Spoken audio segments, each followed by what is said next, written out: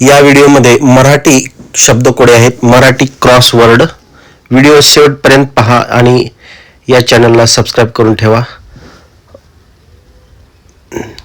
आडवे आणि उभे शब्दकोडे आहेत, तर आपण पूर्ण करूया.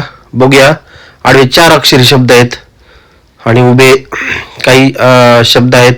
आदली मधले शब्द दिलेले आहेत, तर ते आपण ओळखायचे आहेत आणि कमेंटमध्ये नक्की सांगा. या ठिकाणी तुम्हाला हिंट म्हणून काही शब्द पण दिलेले आहेत आणि मराठी क्रॉसवर्ड पूर्ण करायचा आहे. या ठिकाणी 4 अक्षरी शब्दामध्ये आहे. 3 अक्षरी शब्द मध्ये किल्ला म्हणून शिवनेरी हा किल्ला आपण या ठिकाणी लिहिल्यानंतर रीत हा शब्द तयार होतो. आणि इकडे वाद्य, एक वाद्य आहे ते म्हणजे तबला. तबला. आणि या ठिकाणी एक मधले अक्षर आपण नृत्यासाठी आहे तेच म्हणजे लावणी. लावणी असं तयार होतं. आणि बदक. आणि या ठिकाणी 3 अक्षरी शब्द वजन.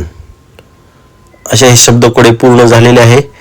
आता आपण पुढे एक शब्दकोडे आहे ते आपण पाहणार आहोत. काही उभे आडवे अक्षरे आहेत ते ओळखायचे आहेत आणि या ठिकाणी शब्दकोडे सोडवायचा आहे. या व्हिडिओला लाईक करा, शेअर करा.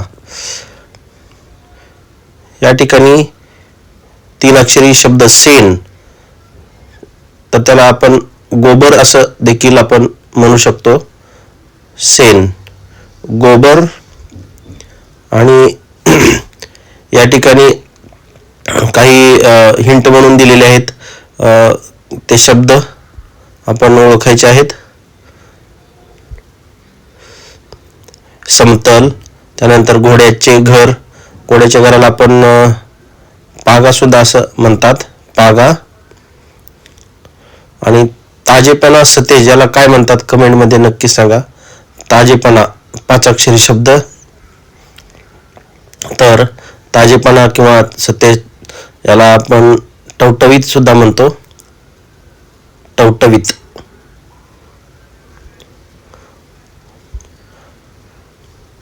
आणि पुढे समतल. समतल किंवा नैपुण्य असे शब्दकोडे आहेत.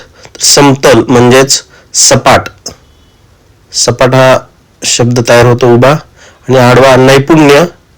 नैपुण्य म्हणजेच एखाद्या गोष्टीत कसब दाखवतात त्यालाच नैपुण्य असे म्हणतात, कसब. आणि वरतं हे तुमच्यासाठी 1 अक्षर ठेवलेलं आहे, ते कमेंटमध्ये नक्की सांगा. आणि तयार होणारे शब्दकोडे कमेंटमध्ये सांगा. करणारा 3 अक्षरी उभे शब्द आहे, तो कमेंटमध्ये नक्की लिहा. धन्यवाद.